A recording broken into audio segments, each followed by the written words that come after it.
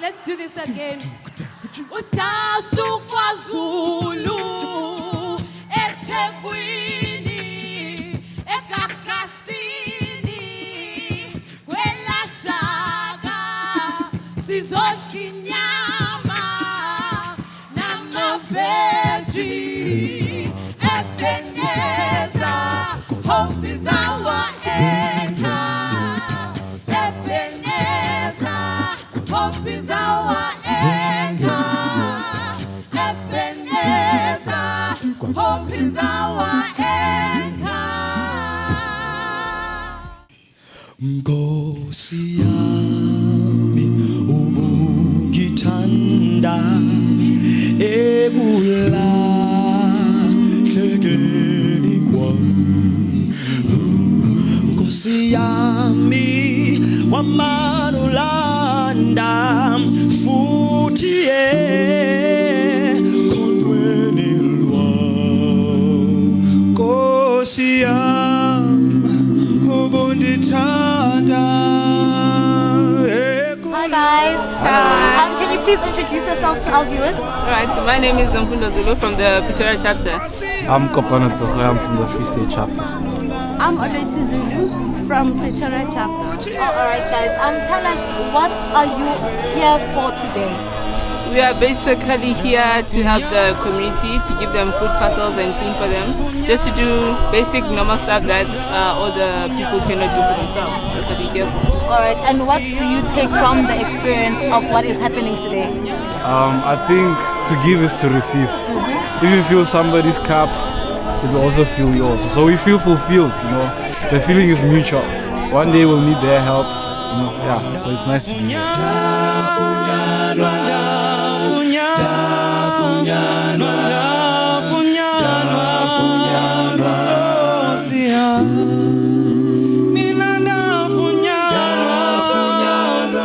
My name is Bongani, Mkhize. They know me as OP Mkhize. That's the name I'm known with at Sdasa. Sdasa has a very long history. It started in 1967 when those students were at the University of Zululand at the time.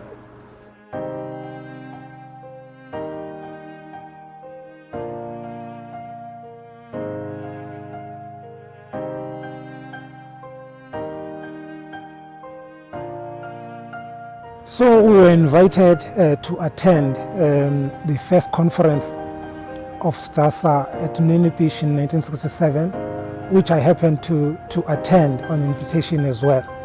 And that was the start of Sdasa for me. And I did not know many people at the time, but that's how I was introduced to the founders of the organization, Mr. Mtombeni, who, according to the understanding at the time, was a pastor, and his friends Langeni and Tembe and the sister to Langeni.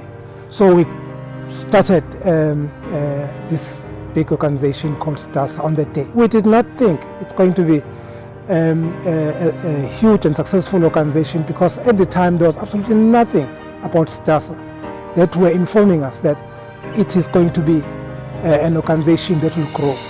But it has grown over the years. Greatest miracle that can ever happen is the miracle of salvation. So the fact that you have walked into church as darkness, it doesn't turn into light. Otherwise, the wheelbarrow in your garage will turn into a car because it's in the garage. Not everything in the garage is a car, but the car stays in the garage. So the fact that you are in the church doesn't mean you are light. I have had personal experiences where Sdasa has been challenged from left to right. Perhaps understandably so, because any organization that is new, where the credentials of the organization, the rules, the constitution is not in existence, and the church was very reluctant to quickly embrace Sdasa, because it could have been seen by others as an organization that is starting something that perhaps is going to challenge the church in future. So many pastors of the time really were very uncomfortable with Sdasa. Not only pastors, but elders and many other members were very uncomfortable. However, it is my personal opinion that the presence of Pastor Khumalo, who was well known in KZN, not only in KZN but across South Africa, as well as the presence of Pastor Mtombeni, as we knew him at the time, did give some comfort to many people that this is probably an organization that is conducting itself within the principles of the church.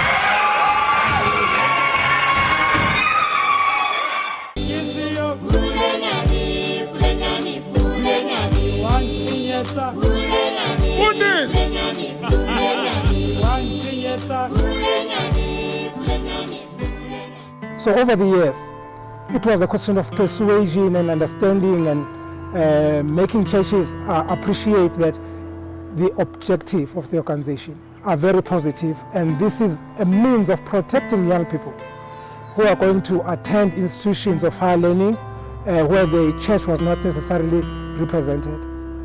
Many of us began to actually confirm the philosophy that this organization is there to protect the church. And over a period, we have seen in many institutions the coming together of students to set up structures, although small in nature, of students who were wanting to worship within those institutions, inviting speakers elsewhere, inviting pastors to come and talk to them. And besides that, we also saw the growing of Adventist young people who wanted to improve their level of education, because Sdasa was beginning to have an influence in young students, in young people, going to institutions of learning, higher institutions of learning, because they were now seeing some of our brothers like Langeni and others becoming graduates and improving their level of education. And then it became a very positive influence to most of us, including myself.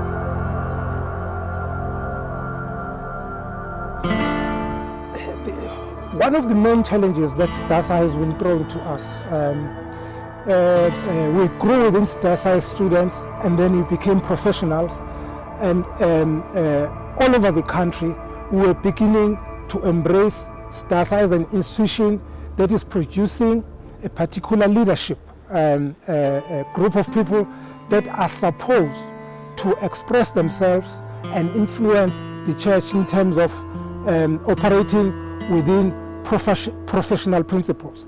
For instance, we have had many qualified Adventist people who are not visible in the church. And Sdasa was now beginning to say, let's express our skills and our professionalism within the church to show that Sdasa is an organization that is contributing to the church in terms of capacitating it in all the different skills that are there.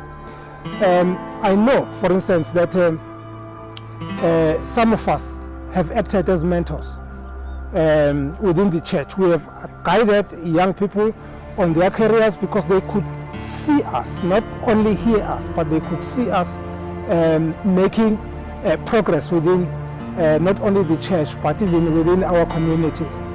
But secondly, there was this concern about the growing of qualified young pastors within the church who are going to be the young people that are going to mix with elderly pastoral team of Adventist pastors. And we began to see this interest because at Sdasa we promoted very strongly the concept of qualified young pastors who will go to institutions of learning, get qualified and come back and become pastors within our fields and within our conferences. And this was beginning to grow. In a small way, we contributed as Sdasa in attempting to finance many of these young pastors who couldn't finance themselves.